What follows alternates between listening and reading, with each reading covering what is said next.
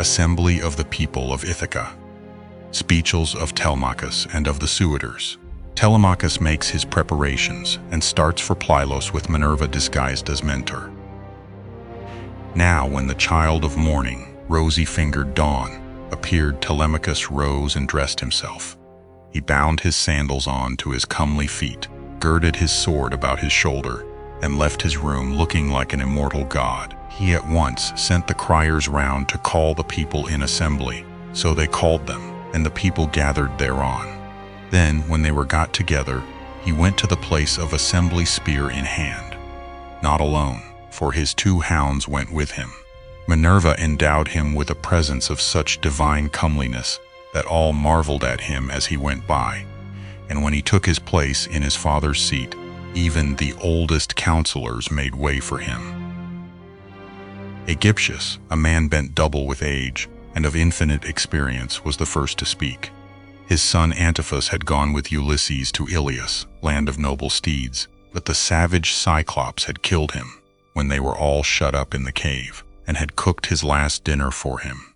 He had 3 sons left, of whom 2 still worked on their father's land, while the third, Eurynomus, was one of the suitors. Nevertheless, their father could not get over the loss of Antiphus, and was still weeping for him when he began his speech. "Men of Ithaca," he said, "hear my words. From the day Ulysses left us, there has been no meeting of our counselors until now. Who then can it be, whether old or young, that finds it so necessary to convene us? Has he got wind of some host approaching, and does he wish to warn us or speak upon some other matter of public moment? I am sure he is an excellent person, and I hope Jove will grant him his heart's desire." Telemachus took this speech as of good omen, and rose at once, for he was bursting with what he had to say. He stood in the middle of the assembly, and the good herald Pisanor brought him his staff. Then, turning to Aegyptius, "Sir," said he, "it is I, as you will shortly learn, who have convened you, for it is I who am the most aggrieved. I have not got wind of any host approaching about which I would warn you, nor is there any matter of public moment on which I would speak. My grievance is purely personal, and turns on 2 great misfortunes which have fallen upon my house.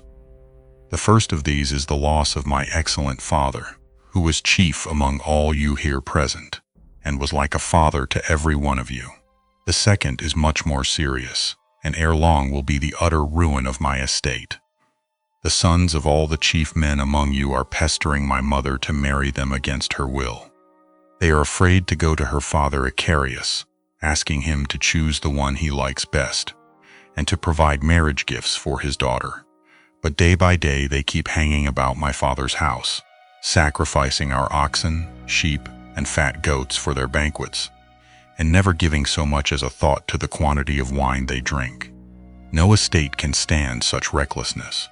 We have now no Ulysses to ward off harm from our doors, and I cannot hold my own against them. I shall never all my days be as good a man as he was. Still, I would indeed defend myself if I had power to do so, for I cannot stand such treatment any longer. My house is being disgraced and ruined. Have respect, therefore, to your own consciences and to public opinion. Fear, too, the wrath of heaven, lest the gods should be displeased and turn upon you. I pray you by Jove and Themis, who is the beginning and the end of counsels, hold back, my friends, and leave me single-handed, unless it be that my brave father Ulysses did some wrong to the Achaeans which you would now avenge on me, by aiding and abetting these suitors. Moreover, if I am to be eaten out of house and home at all, I had rather you did the eating yourselves, for I could then take action against you to some purpose, and serve you with notices from house to house till I got paid in full, whereas now I have no remedy." With this Telemachus dashed his staff to the ground and burst into tears. Everyone was very sorry for him, but they all sat still and no one ventured to make him an angry answer, save only Antinous, who spoke thus: "Telemachus, insolent braggart that you are, how dare you try to throw the blame upon us suitors? It is your mother's fault, not ours, for she is a very artful woman. This 3 years past, and close on 4, She had been driving us out of our minds by encouraging each one of us and sending him messages without meaning one word of what she says. And then there was that other trick she played us. She set up a great tambour frame in her room and began to work on an enormous piece of fine needlework. "Sweethearts," said she, "Ulysses is indeed dead. Still do not press me to marry again immediately. Wait, for I would not have skill in needlework perish unrecorded, till I have completed a pall for the hero Laertes, to be in readiness against the time when death shall take him. He is very rich, and the women of the place will talk if he is laid out without a pall." This was what she said, and we assented, whereon we could see her working on her great web all day long, but at night she would unpick the stitches again by torchlight. She fooled us in this way for 3 years, and we never found her out. But as time wore on, and she was now in her 4th year, one of her maids who knew what she was doing told us, and we caught her in the act of undoing her work, so she had to finish it whether she would or no. The suitors therefore make you this answer, that both you and the Achaeans may understand. Send your mother away and bid her marry the man of her own and of her father's choice, for I do not know what will happen if she goes on plaguing us much longer with the airs she gives herself on the score of the accomplishments Minerva has taught her, and because she is so clever. We never yet heard of such a woman. We know all about Tyro, Alcmena, Mycene, and the famous women of old, but they were nothing to your mother, any one of them. It was not fair of her to treat us in that way, and as long as she continues in the mind with which heaven has now endowed her, so long shall we go on eating up your estate. And I do not see why she should change, for she gets all the honor and glory, and it is you who pay for it, not she. Understand then that we will not go back to our lands, neither here nor elsewhere, till she has made her choice and married some one or other of us." Telemachus answered, "Antinous, how can I drive the mother who bore me from my father's house? My father is abroad, and we do not know whether he is alive or dead. It will be hard on me if I have to pay Icarius the large sum which I must give him if I insist on sending his daughter back to him. Not only will he deal rigorously with me, but heaven will also punish me, for my mother, when she leaves the house, will call on the Erinyes to avenge her. Besides, it would not be a creditable thing to do, and I will have nothing to say to it. If you choose to take offense at this, leave the house and feast elsewhere at one another's houses at your own cost, turn and turn about. If, on the other hand, you elect to persist in sponging upon one man, heaven help me, but Jove shall reckon with you in full, and when you fall in my father's house, there shall be no man to avenge you." As he spoke, Jove sent 2 eagles from the top of the mountain, and they flew on and on with the wind, sailing side by side in their own lordly flight. When they were right over the middle of the assembly, they wheeled and circled about, beating the air with their wings and glaring death into the eyes of them that were below. Then, fighting fiercely and tearing at one another, they flew off towards the right over the town. The people wondered as they saw them, and asked each other what all this might be. Whereon Halitherses, who was the best prophet and reader of omens among them, spoke to them plainly and in all honesty, saying, "Hear me, men of Ithaca, and I speak more particularly to the suitors, for I see mischief brewing for them. Ulysses is not going to be away much longer. Indeed, he is close at hand to deal out death and destruction, not on them alone, but on many another of us who live in Ithaca. Let us then be wise in time, and put a stop to this wickedness before he comes. Let the suitors do so of their own accord. It will be better for them, for I am not prophesying without due knowledge. Everything has happened to Ulysses as I foretold when the Argives set out for Troy, and he with them. I said that after going through much hardship and losing all his men, he should come home again in the 20th year, and that no one would know him. And now all this is coming true." Eurymachus, son of Polybus, then said, "Go home, old man, and prophesy to your own children, or it may be worse for them." I can read these omens myself much better than you can. Birds are always flying about in the sunshine somewhere or other, but they seldom mean anything. Ulysses has died in a far country, and it is a pity you are not dead along with him. Instead of prating here about omens and adding fuel to the anger of Telemachus, which is fierce enough as it is. I suppose you think he will give you something for your family, but I tell you, and it shall surely be, when an old man like you, who should know better, talks a young one over till he becomes troublesome. In the first place, his young friend will only fare so much the worse. He will take nothing by it, for the suitors will prevent this. And in the next, we will lay a heavier fine, sir, upon yourself than you will at all like paying, for it will bear hardly upon you. As for Telemachus, I warn him in the presence of you all to send his mother back to her father, who will find her a husband and provide her with all the marriage gifts so dear a daughter may expect. Till then we shall go on harassing him with our suit, for we fear no man, and care neither for him, with all his fine speeches, nor for any fortune-telling of yours. You may preach as much as you please, but we shall only hate you the more. We shall go back and continue to eat up Telemachus's estate without paying him, till such time as his mother leaves off, tormenting us by keeping us day after day on the tiptoe of expectation, each vying with the other in his suit for a prize of such rare perfection. Besides, we cannot go after the other women whom we should marry in due course, but for the way in which she treats us. Then Telemachus said, Eurymachus, and you other suitors, I shall say no more, and entreat you no further, for the gods and the people of Ithaca now know my story. Give me, then, a ship and a crew of 20 men to take me hither and thither, and I will go to Sparta and to Pylos in quest of my father, who has so long been missing. Someone may tell me something, or, and people often hear things in this way, some heaven-sent message may direct me. If I can hear of him as alive and on his way home, I will put up with the waste you suitors will make for yet another 12 months.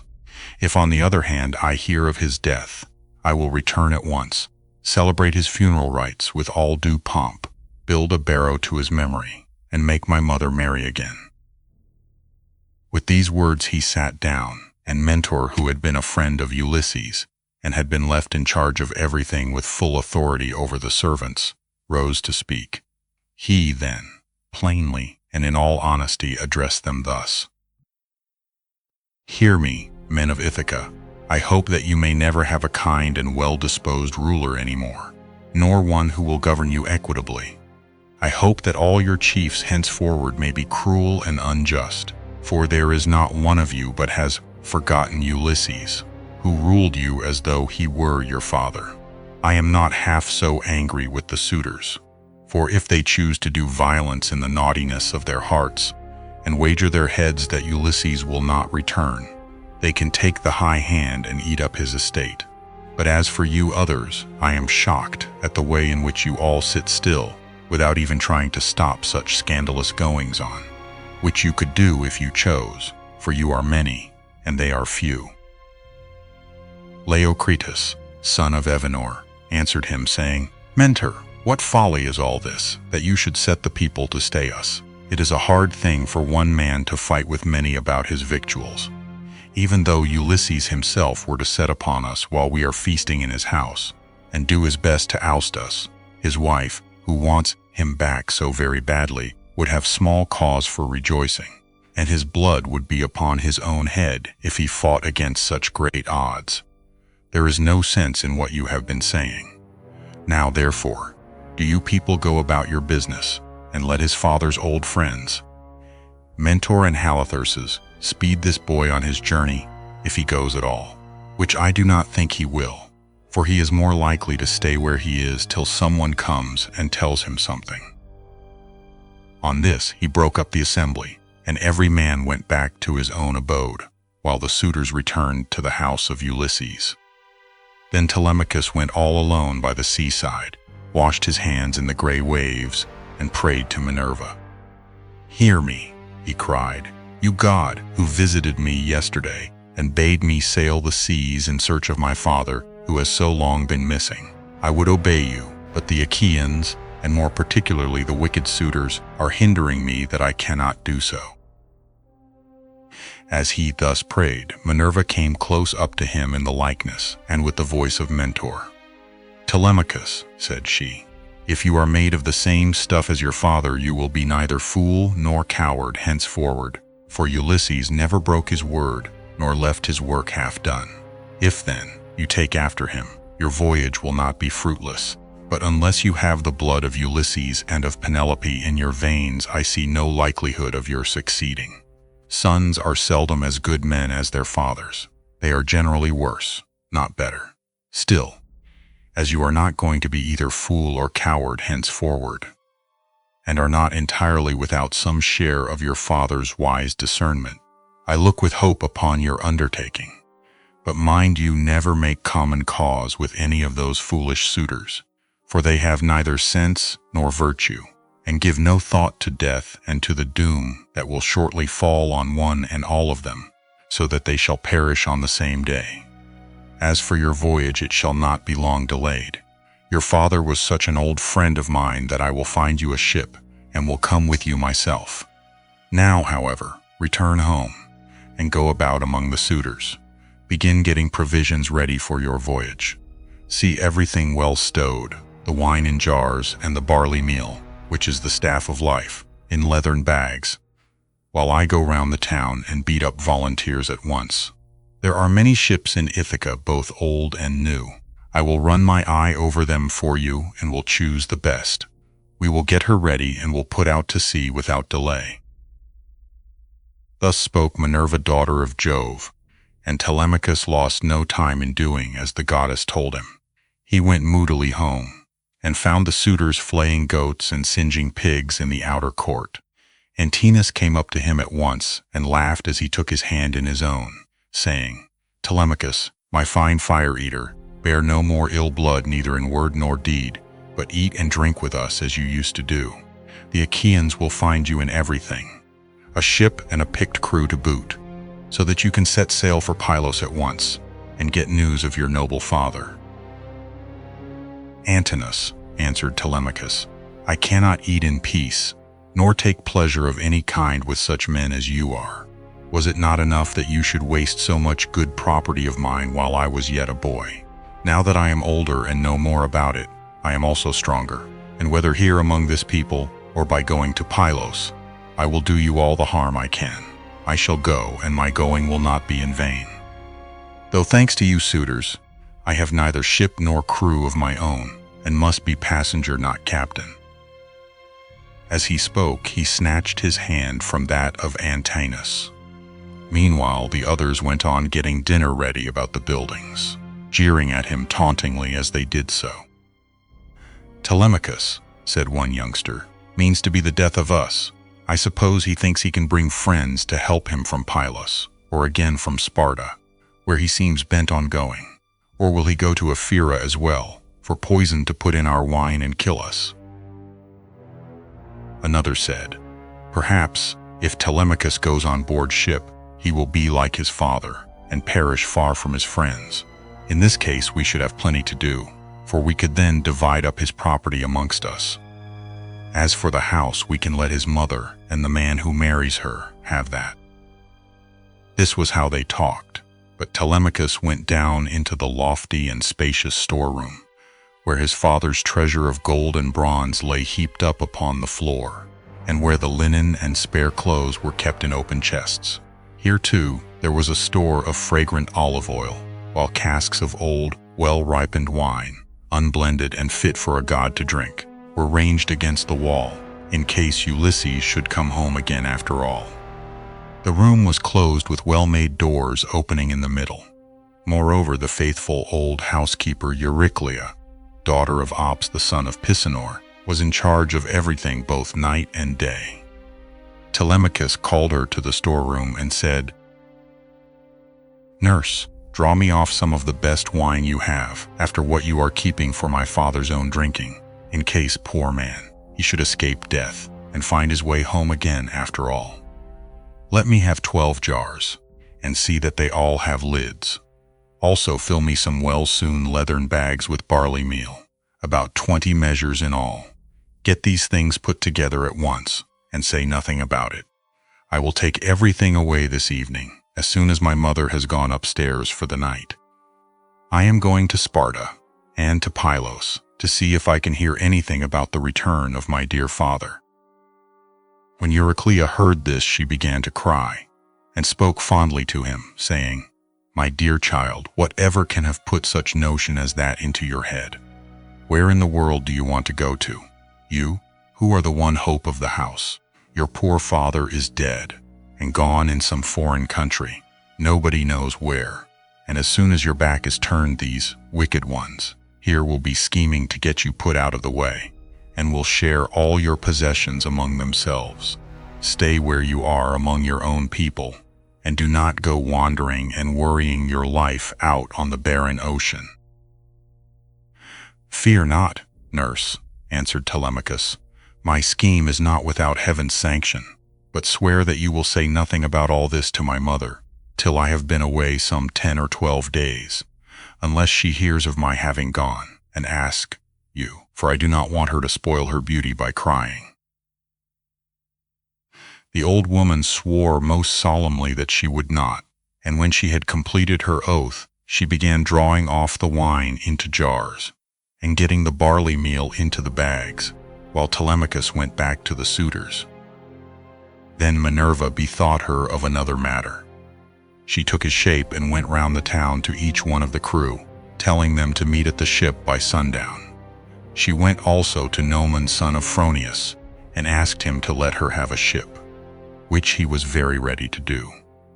When the sun had set and darkness was over all the land, she got the ship into the water, put all the tackle on board her that ships generally carry, and stationed her at the end of the harbor. Presently the crew came up, and the goddess spoke encouragingly to each of them. Furthermore, she went to the house of Ulysses, and threw the suitors into a deep slumber. She caused their drink to fuddle them, and made them drop their cups from their hands, so that instead of sitting over their wine, they went back into the town to sleep, with their eyes heavy and full of drowsiness. Then she took the form and voice of Mentor, and called Telemachus to come outside. "Telemachus," said she, "the men are on board and at their oars, waiting for you to give your orders, so make haste and let us be off." On this she led the way, while Telemachus followed in her steps. When they got to the ship, they found the crew waiting by the waterside, and Telemachus said, "Now, my men, help me to get the stores on board. They are all put together in the cloister, and my mother does not know anything about it, nor any of the maidservants except one." With these words he led the way, and the others followed after. When they had brought the things as he told them, Telemachus went on board, Minerva going before him, and taking her seat in the stern of the vessel, while Telemachus sat beside her. Then the men loosed the hawsers and took their places on the benches. Minerva sent them a fair wind from the west, that whistled over the deep blue waves, whereon Telemachus told them to catch hold of the ropes and hoist sail, and they did as he told them. They set the mast in its socket in the cross plank, raised it, and made it fast with the forestays. Then they hoisted their white sails aloft, with ropes of twisted ox hide. As the sail bellied out with the wind, the ship flew through the deep blue water, and the foam hissed against her bows as she sped onward. Then they made all fast throughout the ship, filled the mixing bowls to the brim, and made drink offerings to the immortal gods that are from everlasting, but more particularly to the gray-eyed daughter of Jove. Thus then the ship sped on her way, through the watches of the night from dark till dawn.